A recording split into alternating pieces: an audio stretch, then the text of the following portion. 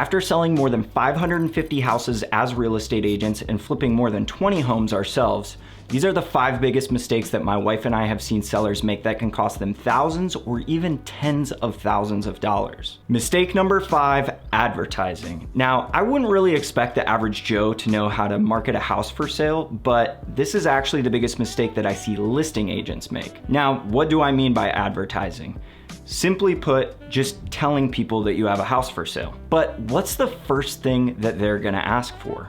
Hey, do you have photos? Pictures are what most people use to decide whether or not they're actually gonna go to your house or give your house a chance. So let's do a little test. My mom is planning on moving closer to us and we toured both of these houses. As I click through the photos, I want you to think about which house looks nicer, which one would you want to see? This one was basically a brand new house, far nicer than the other. It had new roof, new HVAC, windows, everything but the framing and foundation.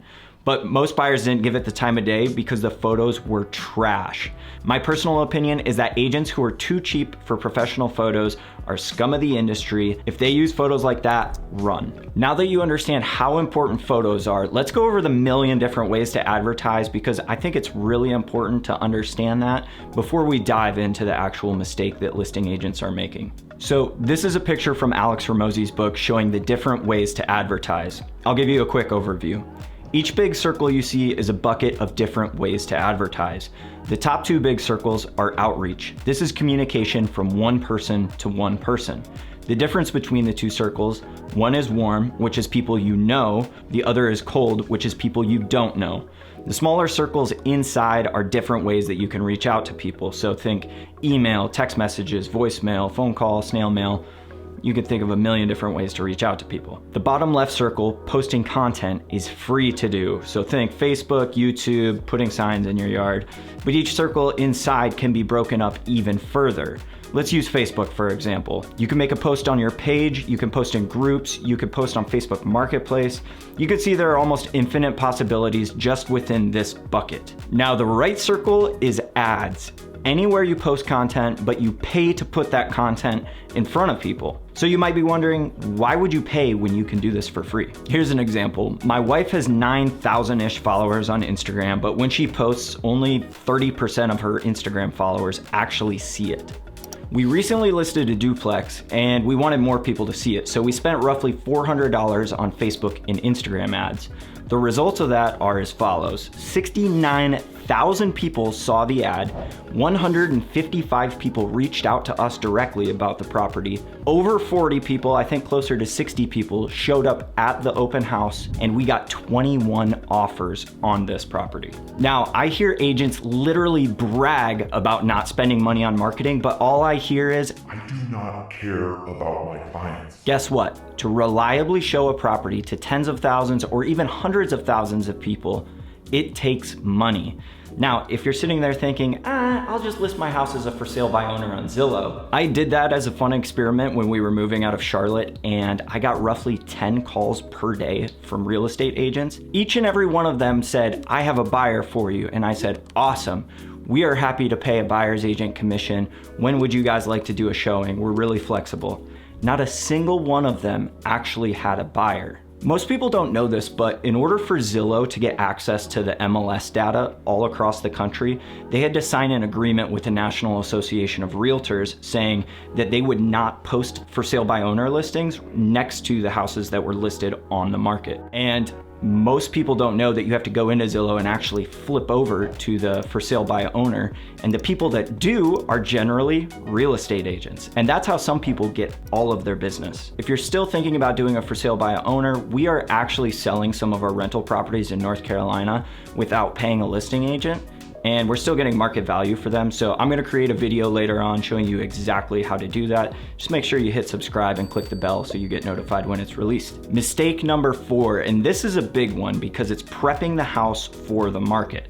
And it's so big, I had to break it down into 4 separate sections. First, this is our area of expertise. Now, as a house flipper, the goal is to invest the right amount of time and money into a property to get the best possible returns, right? So I'm gonna make a blanket statement that should work for 95% of people, and that is, don't do upgrades, just do repairs. Upgrades aren't worth the time, money, and the stress. And what a lot of people don't talk about is return on brain damage. Now, what do I mean by that? Anytime you take on a big new project, it takes away brain power from other areas of your life, whether that be work or family. A kitchen remodel can sometimes take over a month, and if you've gone without a kitchen for more than a month, you know it's a struggle. And if you have a family, it's just not even feasible. Plus, you'll probably spend at least $15,000 on the remodel, and you're just gonna hope to get that much more money back when you go and sell your house. The only time I've ever done or recommended a kitchen remodel is when the cabinets are either falling apart or they need to be removed anyway to make a repair. A perfect example of this was a kitchen sink that was leaking. It leaked through the bottom of the cabinets, and then it ruined the subfloor and actually the joists beneath it. So we needed to take all of the kitchen cabinets out in order to get to the joists, fix the subfloor, and eventually the cabinets. It just wasn't worth the hassle. It was gonna be just as much labor to reinstall those cabinets, especially since they were built in place. They didn't come pre-assembled like a lot of cabinets do now. Another thing is, I've heard realtors recommend, hey, if you're gonna do a kitchen remodel, make sure you get those cabinets that go all the way to the ceiling. But if you live in a median price house, you know, $300,000 to $500,000, chances are if you're gonna do custom cabinetry, that's gonna like double, maybe even triple or quadruple the pricing of your cabinets. The likelihood that you get that back on a $300,000 house is like impossible. So don't do custom cabinets unless all of the comparable properties in your area are doing them as well. If your cabinets are in good shape and your house is in the medium price range, chances are just painting the cabinets and putting new pulls on them is gonna get you the same return as totally replacing the cabinet. Which brings us to our next house prep item. Fresh paint and flooring can bring a house from like dingy and dated to fresh and new. Now, depending on the size of your kitchen and where you're located throughout the United States, painting cabinets should cost between $1,500 and $6,000, which is way better than replacing cabinets that can cost $5,000 to $500,000 if you really wanted it to. And here's a quick tip from a mistake that I made early on. When you paint kitchen cabinets, you wanna make sure that the prep is done really well. So all of the varnish and lacquer is stripped off with some sort of alcohol-based substance. And then before they actually paint it, make sure that the paint has a hardener additive in it. The paint needs to be hard and it's not gonna chip like it would on a wall. Now let's talk about painting the rest of your house and whether or not you should do it. So if your house hasn't been painted in more than 5 years, or you have weird color preferences like my mother did in our house, you should probably get a paint job. Just look at these awful colors she painted our house. Please keep in mind these photos were taken back in 2014 before I got in the world of buying and selling real estate. Painting your walls, trim, doors, ceilings, everything shouldn't cost more than $5 per square foot of living space. But that totally depends on your area and the actual complexity of your house. So if you've got like a 2 or 3 story grand room where they're gonna have to set up scaffolding and stuff, there's a chance it could cost more. An awesome perk of painting your house in like neutral colors is that it can take your dated flooring and make it look much more intentional. So painting your house might actually change your mind about replacing the flooring, which in theory could be a lot more expensive. And since we're talking about flooring, if your carpet is stained or it smells like pets, it should probably be replaced. I know we're in 2024 going into 2025 and I shouldn't have to say this, but don't put carpet in your bathrooms, please. So if you have some kind of LVP, tile, hardwood flooring, only fix what's broken unless you did something that's totally crazy and buyers are just gonna run away from. Now, if you did something like that, chances are you won't know, so it's best to speak to a professional. Now, if you need to choose new flooring, what I recommend you do is look at new build houses that have sold and try to copy that type of flooring. Okay, the next big mistake with house prep is staging. Have you ever walked into a hotel room and thought, ugh, it feels like I'm in someone else's bedroom? I haven't, and that's because they have neutral staging down to a science. Now, how weird would it be if you walked into a hotel room and you saw like somebody's name up above the bed or family photos down on the nightstand, which is kind of funny because Shelby and I went to an open house the other day And in the master bedroom, on each side of the bed, on the walls, they had signs that said, "I like her butt and I like his beard." Just take that stuff down. If it wouldn't be in a Hilton or Marriott hotel room, just pack it up. And for those of you who are throwing a fit about packing up your belongings, you're going to need to do it anyways. You might as well do it now and make your house much more attractive to buyers. All right, let's talk about my favorite house prep item, and that is cleaning. Now, deep cleaning is not the same as maintenance cleaning.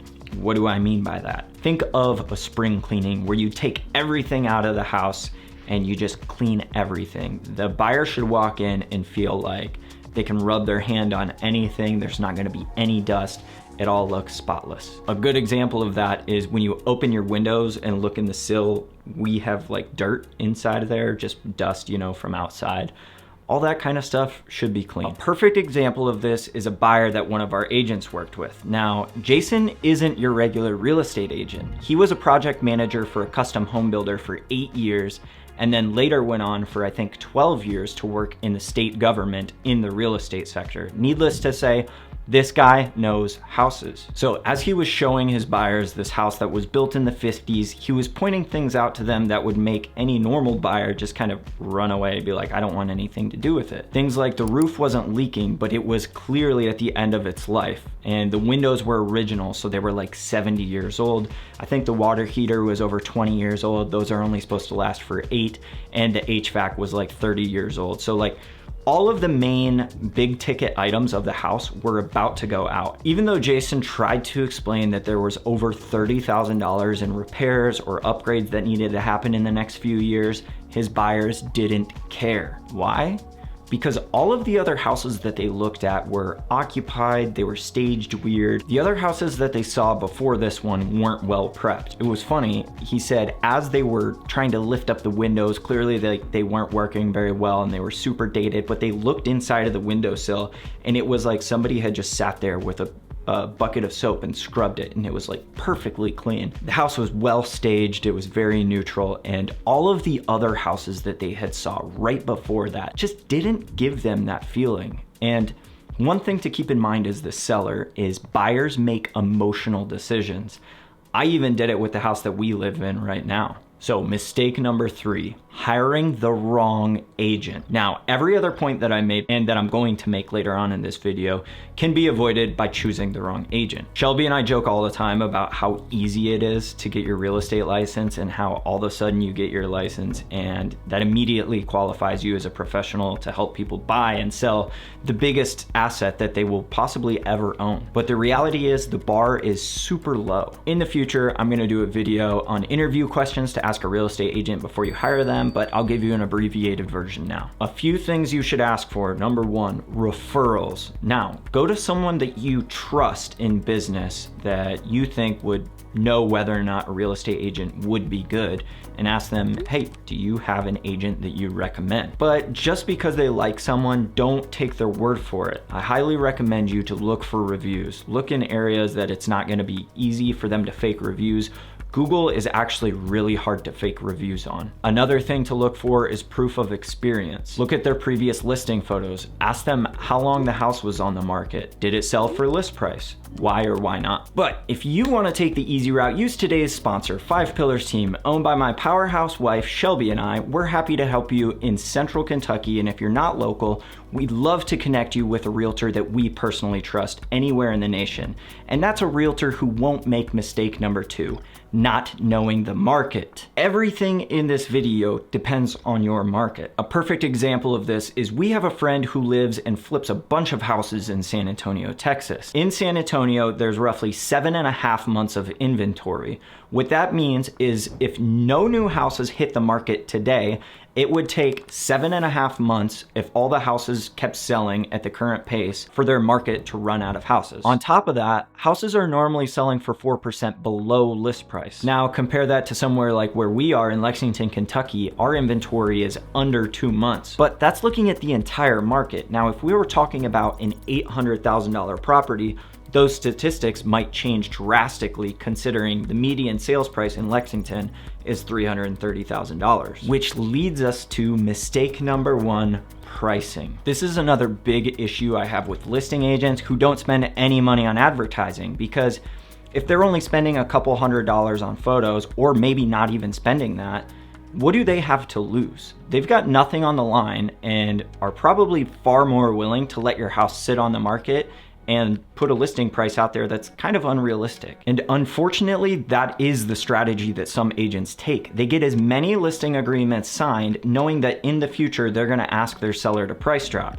and just hope that the seller will price drop, and they're okay with that. So Shelby made this awesome graphic that I think does a really good job of explaining overpricing versus underpricing your house. Essentially, the more underpriced your house is, the more attention it's gonna get. And the more overpriced your house is, it might get attention, but maybe not the best attention, because people will say that's ridiculous. I'm not even gonna waste my time with that seller who is totally unreasonable. But while I was looking at this, I actually got the idea like, I wonder what would happen if we listed a house for sale for $1. And I can't really think of a better way to find more buyers for a house than just like, hey, you can come see this house on this day, come to the open house. I talked to Shelby, and that's something that she agreed to let me do when we sell one of our rental properties this spring. If you're considering hiring a real estate agent, but you're not sure what questions to ask them, I made a video about that. And if it's not there, make sure you hit subscribe and the little bell so you get notified when it comes out.